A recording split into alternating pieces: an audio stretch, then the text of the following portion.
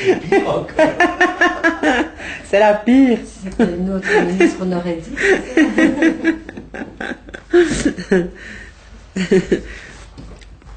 Ça tourne? Oui.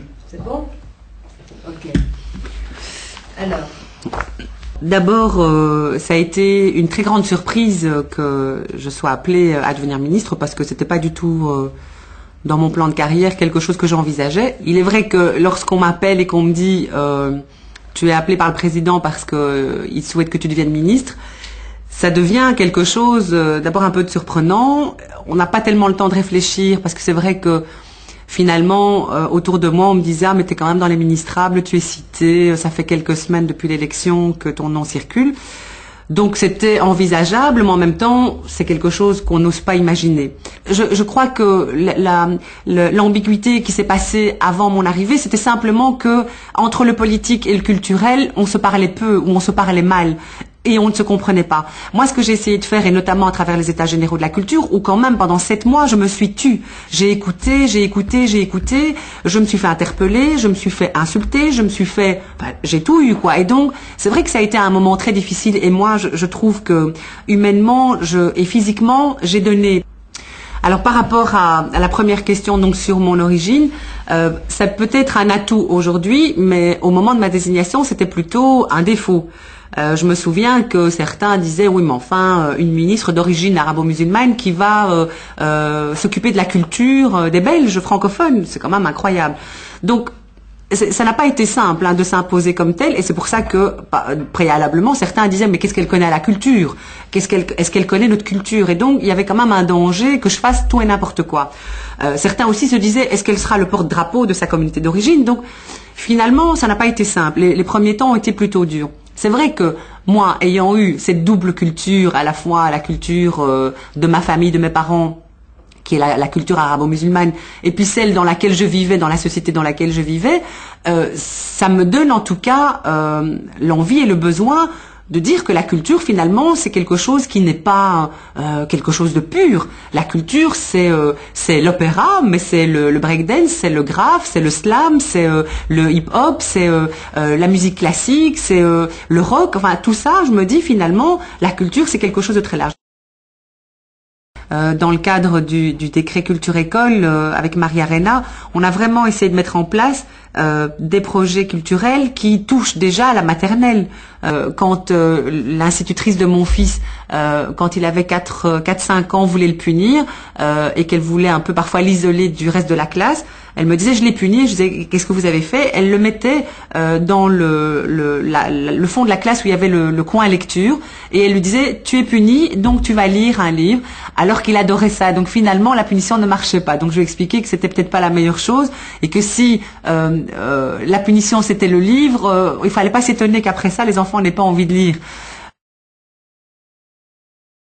J'ai l'impression en tout cas que je garderai toujours moi cette fraîcheur et cette jeunesse en moi, parce que d'abord moi je suis issue du secteur associatif et du secteur de la jeunesse, que c'est vraiment un domaine que je trouve essentiel, parce que moi il m'a construit et il m'a donné envie de me surpasser et de me rebeller, de me révolter pacifiquement bien sûr, mais à travers je dirais toute mon action dans l'associatif. Maintenant j'ai l'impression que quand même le secteur jeunesse n'a pas perdu en effervescence, en dynamisme, et moi j'ai vraiment envie que les jeunes comprennent que les mouvements de jeunesse, les groupements collectifs où l'on crée ensemble un projet quel qu'il soit, je veux dire si c'est simplement pour débattre, c'est pour regarder une émission de télé, c'est pour créer un spectacle, c'est pour aller se promener dans la campagne, finalement on s'en fout du projet que c'est, si ce n'est qu'il est partagé dans un groupe et que l'on a envie de partager dans un groupement collectif, au lieu de rester chez soi à regarder la télé, parce que bon, même si la télé il y a des choses qui peuvent être intéressantes, il y en a d'autres qui sont moins. J'ai vraiment envie de pousser les jeunes à sortir, à aller se retrouver dans les centres de jeunes, dans les maisons de jeunes, parce que c'est aussi un des grands lieux de démocratie et un des lieux où on pouvait rêver à une société meilleure. En tout cas, c'était moi, mon expérience, et je me souviens que j'avais l'impression quand on était ensemble et qu'on pouvait débattre de toutes les questions possibles qui touchaient au monde, qui touchaient à la société, j'avais l'impression qu'on était capable de le changer, ce monde. Moi, si on me dit tu repiques à la culture et tu as de nouveau un mandat de 5 ans à la culture, je dirais pas non parce que j'aime vraiment beaucoup ce que je fais. Maintenant, tout le monde sait bien aussi que ce ne sont pas les ministres qui sont maîtres de la désignation et des compétences qu'ils ont. En tout cas, moi, ce que je peux dire, c'est que j'ai beaucoup de plaisir à faire ce métier, à l'exercer avec à côté des artistes et pour les artistes et aussi pour les publics, et que finalement, ce que j'ai envie de laisser comme trace, c'est simplement qu'on ait un meilleur accueil pour les artistes au niveau des administrations, mais aussi qu'on ait une attention particulière pour les publics, parce que si l'on crée pour soi-même, c'est inutile. Et moi, ce que j'ai envie, c'est que les publics puissent bénéficier de ces outils magnifiques. Moi, j'ai vu avec le prix du lycéen pour le cinéma, où on a sollicité 3500 élèves de la communauté française, où on leur a proposé une série de films belges, on leur a demandé de les voir, de les visionner.